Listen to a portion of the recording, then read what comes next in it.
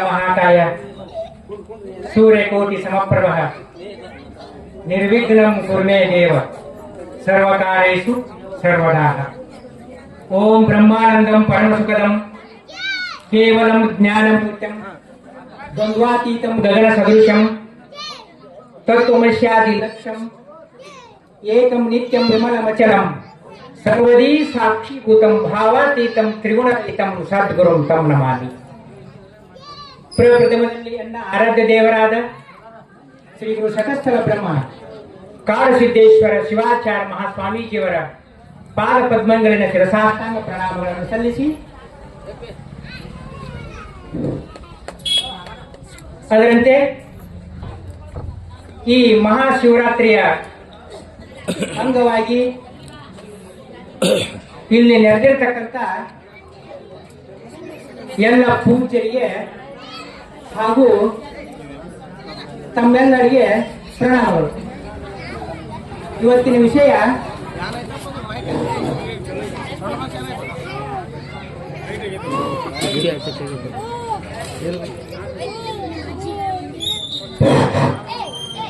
ವಿಷಯ ನಂಬು ಜ್ಞಾನವನೇ ಹಂಬಲಿಸಿದರು ಮುಕ್ತಿ ಬಯಸಿ ಮನುಜ। ಜ್ಞಾನನ ನಂಬು, ನೀನು ಮತ್ತೇನು ನಂಬಾಕ್ ಹೋಗಬೇಡ। ಜ್ಞಾನ ನಂಬು, ಜ್ಞಾನದಿಂದ ಮುಕ್ತಿ ಐತಿ। ಅದಕ್ಕ ನಂಬು ಜ್ಞಾನವನೇ ಹಂಬಲಿಸಿದರು ಮುಕ್ತಿ ಬಯಸಿ ಮನುಜ। ನೀನು ಜ್ಞಾನ ಬಿಟ್ಟು ಮತ್ತೊಂದು ನಂಬಾಕ್ ಹೋಗಬೇಡ। ಈ ಮಾನವ ಶರೀರ ಎದಕ್ಕೆ ಬಂದೈತಿ, ಏನ್ ಮಾಡಬೇಕು, ಇದನ್ನ ಹೆಂಗ ಸಾಧನೆ ಮಾಡಬೇಕು, ಅದಕ್ಕೆ ಯಾವ ಜ್ಞಾನ ಕೊಡಬೇಕು ಅನ್ನೋ ವಿಚಾರನ್ನ ಮೊದಲೇ ನಂಬು। ನೀನು ಈ ಜ್ಞಾನವನ್ನು ನಂಬು। ಈ ದೇಹ ಹೆಂಗೈತಪ್ಪ, ಇದನ್ನ ರಚನೆ ಮಾಡೋರು ಯಾರು, ಈ ದೇಹವನ್ನು ಕೊಟ್ಟವ್ರು ಯಾರು, ಇದಕ್ಕೆ ಹೆಂಗ ನಾವು ಸಂಸ್ಕಾರ ಕೊಡಬೇಕು, ಅದಕ್ಕೆ ಸ್ವಲ್ಪ 10 ನಿಮಿಷದಲ್ಲೇ ಹೇಳಿ ಅವರಿಗೆ ಅನುಕೂಲ ಮಾಡಿಕೊಡೋಣ। ಆದ್ರೆ ಇಲ್ಲಿ ಒಂದು ವಿಚಾರ ಐತಿ, ಏನಪ್ಪಾ ಅಂತ ಹೇಳಿದ್ರ, ಈ ದೇಹ ಏನೈತಿ ಇದನ್ನ ಮೊದಲು ನಾವು ತಿಳ್ಕೊಬೇಕಾಗೈತಿ, ಇದಕ್ಕೆ ಜ್ಞಾನ ಕೊಡ್ಬೇಕಾಗೈತಿ। ಈ ಶರೀರ ಏನ್ ಮಾಡ್ಬೇಕು, ಹೆಂಗ್ ಮಾಡ್ಬೇಕು, ಎಲ್ಲಿಂದ ಬಂದೈತಿ, ಅದಕ್ಕೆ ಹೇಳ್ತಾರ ಏನಪ್ಪಾ ಅಂತ ಹೇಳಿದ್ರ,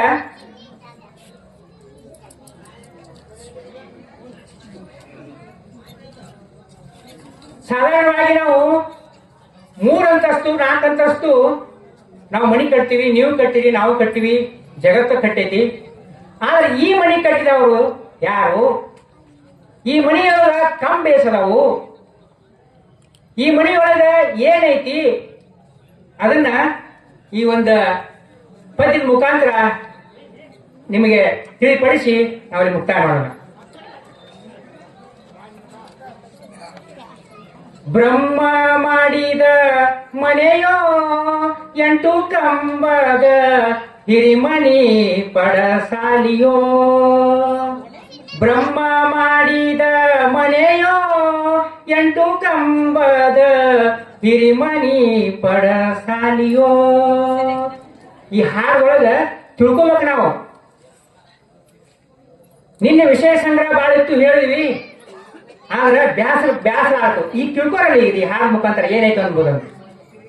ಬ್ರಹ್ಮ ಮಾಡಿದ ಮನೆಯೋ 8 ಕಂಬದ ಹಿರಿಮಣಿ ಪಡಸಾಲಿಯೋ, ಹಿರಿಮಣಿ ಪಡಸಾಲಿ ಪಾಯ ಇಲ್ಲದ ಗೋಡಿ, ಹಿರಿಮಣಿ ಪಡಸಾಲಿ ಪಾಯ ಇಲ್ಲದ ಗೋಡಿ, 9 ಕಿಡಕಿಯ ಚಂದ ಕಾಣಿಸುತ್ತಾವೆ, ಬ್ರಹ್ಮ ಮಾಡಿದ ಮನೆಯೋ 8 ಕಂಬದ ಹಿರಿಮಣಿ ಪಡಸಾಲಿಯೋ, ಬ್ರಹ್ಮ ಮಾಡಿದ ಮನೆಯೋ 8 ಕಂಬದ ಹಿರಿಮಣಿ ಪಡಸಾಲಿಯೋ, ಹಿರಿಮಣಿ ಪಡಸಾಲಿ ಪಾಯ ಇಲ್ಲದ ಗೋಡಿ, ಹಿರಿಮಣಿ ಪಡಸಾಲಿ ಪಾಯ ಒಂಬತ್ತ ಕಿಡಕಿಯ ಚಂದ ಕಾಣಿಸುತ್ತಾವೆ ಬ್ರಹ್ಮ ಮಾಡಿದ ಮನೆಯೋ ಎಂಟು ಕಂಬದ ಹಿರಿಮಣಿ ಪಡಸಾಲಿಯೋ ಸುಣ್ಣ ಹಚ್ಚಿದ ಮನೆಯೋ ಮೇಲೆ ಹೊಳೆವಂತ ಬಣ್ಣ ಕೊಟ್ಟಿದ ಮನೆಯೋ ಸುಣ್ಣ ಹಚ್ಚಿದ ಮನೆಯೋ ಮೇಲೆ ಹೊಳೆವಂತ ಬಣ್ಣ ಕೊಟ್ಟಿದ ಮನೆಯೋ ಹಸಿರು ಹಳದಿ ಕೆಂಪ ಮೇಲೆ ಹೊಳೆವದು ಬಿಳುಪ ಹಸಿರು ಹಳದಿ ಕೆಂಪ ಮೇಲೆ ಹೊಳೆವದು ಬಿಳುಪ ಶಿಸ್ತಿಲೆ ಕಾಣುವುದು ಶಿವನ ಈ ಮನೆ ಬ್ರಹ್ಮ ಮಾಡಿದ ಮನೆಯೋ ಎಂಟು ಕಂಬದ ಹಿರಿಮಣಿ ಪಡಸಾಲಿಯೋ ಬ್ರಹ್ಮನ ಮನಿ ಸುಖವೋ ಇದು ಒಮ್ಮೆ ನೋಡಿದ ಕಡಿಕೋಳ ಮಡಿವಾಳನೋ ಬ್ರಹ್ಮ ಮನಿ ಸುಖವೋ ಇದು ಒಮ್ಮೆ ನೋಡಿದ ಕಡಕೋಳ ಮಡಿವಾಳನೋ ಆರು ಅಳಿದು ತಾನು ಮೂರು ತಿಳಿದ ಮೇಲೆ ಆರು ಅಳಿದು ತಾನು ಮೂರು ತಿಳಿದ ಮೇಲೆ 609 ಬಾಗಿಲ ತಲುಪಿತ್ತು 609 ಬಾಗಿಲ ತಲುಪಿತ್ತು ಬ್ರಹ್ಮ ಮಾಡಿದ ಮನೆಯೋ ಎಂಟು ಕಂಬದ ಹಿರಿಮಣಿ ಪಡಸಾಲಿಯೋ ಈ ಶರೀರ ಬ್ರಹ್ಮ ಮಾಡಿದನ್ನ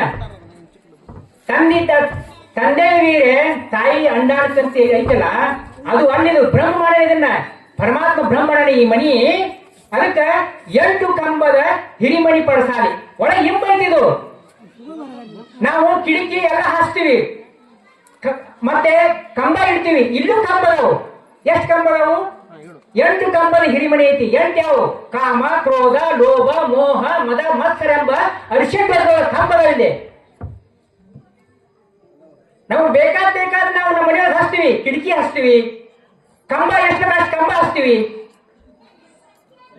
ಅದಕ್ಕೆ ಈ ಮನೆಯನ್ನು ಕಂಬದವು ಯಾವು ಕಾಮ ಕ್ರೋಧ ಲೋಭ ಮೋಹ ಮದ ಮತ್ಸರ ಎಂಬ ಕಂಬಗಳದವು ಅದಕ್ಕೆ ಹೇಳ್ತಾರ ಹಿರಿಮಣಿ ಪಡಸಾಲಿ ಐತಿ ಬಾಳ ಹಿಂಬೈತಿ ಒಳಗ ಅಂದ್ರೆ ಮನಸ್ಸು ಬಾಳ ಹಿಂಬೈತಿ ಹಿರಿಮಣಿ ಪಡಸಾಲಿ ಪಾಯ ಇಲ್ಲದ ಗೋಡಿ ಇದಕ್ಕೆ ಪಾಯನೇ ಇಲ್ಲ ತರ ತರದೇ ಇಲ್ಲ ಇದಕ್ಕ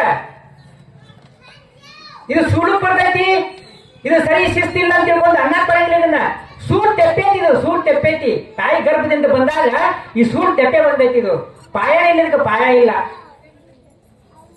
ಅಡಿಗೆ ಮಣಿ ಯಾವುದು ದೇವ್ರ ಕೋಲ ಯಾವುದು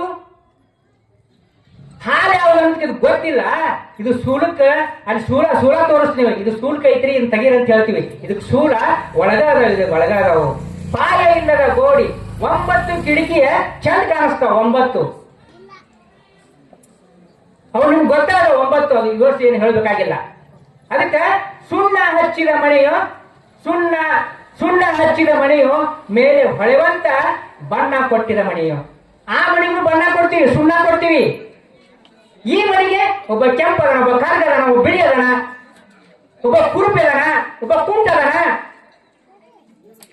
ಇಲ್ಲೂ ಐತಿ ಅಲ್ಲಿ ನಾವು ಬಣ್ಣ ಕೊಡ್ತೀವಿ ಬೇರೆ ಬಣ್ಣ ಕೊಡ್ತೀವಿ ಇಲ್ಲಿ ಬಣ್ಣ ಕೊಡ್ತೀವಿ ಈ ದೇಹಕ್ಕೆ ಬಣ್ಣ ಕೊಡ್ತೀವಿ ಒಬ್ಬ ಕೆಂಪದನ ಒಬ್ಬ ಕರ್ಗದನ ಒಬ್ಬ ಬಿಳುಪದನ ಹೀಗೆ ಎಂತ ಬಣ್ಣಪ್ಪ ಸುಣ್ಣ ಹಚ್ಚಿದ ಮನೆಯು ಮೇಲೆ ಹೊಳೆವಂತ ಬಣ್ಣ ಕೊಟ್ಟಿದ ಮನೆಯು ಹಸಿರು ಹಳದಿ ಕೆಂಪ ಮೇಲೆ ಹೊಳೆಯುವುದು ಬಿಳುಪ ಎಂತಿಂತ ಚಂದ ಶರೀರ ಕೊಟ್ಟಾನ ಅದಕ್ಕೆ ಶಿಸ್ತಿಲೆ ಕಾಣುವ ಶಿವಮಣಿ ಇದು ಶಿವಮಣಿ ಐತಿ ಶಿಸ್ತಿಲೆ ಕಾಣುವ ಶಿವಮಣಿ ಐತಿ ಬ್ರಹ್ಮನ ಸುಖವು ಇದು ಒಮ್ಮೆ ನೋಡಿದ ಕಡ್ಕೊಳ್ಳೋದು ಮಣಿಯ ಬ್ರಹ್ಮನ್ ತಿಳ್ಕೊಂಡ್ಬಿಡ್ತೀವಿ ಅಂದ್ರೆ ಎಷ್ಟು ಆನಂದ ಐತಿ ಇದ್ರಾಗ ಎಷ್ಟು ಆನಂದ ಐತಿ ನಾವು ತಿಳ್ಕೊಳ್ಳಿ ಪ್ರಪಂಚದೊಳಗ ಇಂತಿಂತ ಮಹಾತ್ಮರು ಎಷ್ಟು ಚಂದ ಹೇಳ್ತಾರ ಆದ್ರೂ ನಮ್ಗೆ ಬಂದಿಲ್ಲ ತಿಳ್ಕೊಳ್ಳಿ ನಾವು ನಮ್ಗೆ ಟೈಮ್ ಬೇಕು ಊಟದ ಟೈಮ್ ಬೇಕು ಎಲ್ಲ ಟೈಮ್ ಐತಿ ಆದ್ರ ಈ ಆಧ್ಯಾತ್ಮಿಕದೊಳಗ 10 ನಿಮಿಷ ಸ್ಥಳ ಆದ್ರೇನೆ ಹೆಚ್ಚಾದ್ರೇನು ತಡ್ಕೊಳ್ಳೋ ಶಕ್ತಿ ಇಲ್ಲ ನಮ್ಮಲ್ಲಿ ಟೈಮೇ ಇಲ್ಲ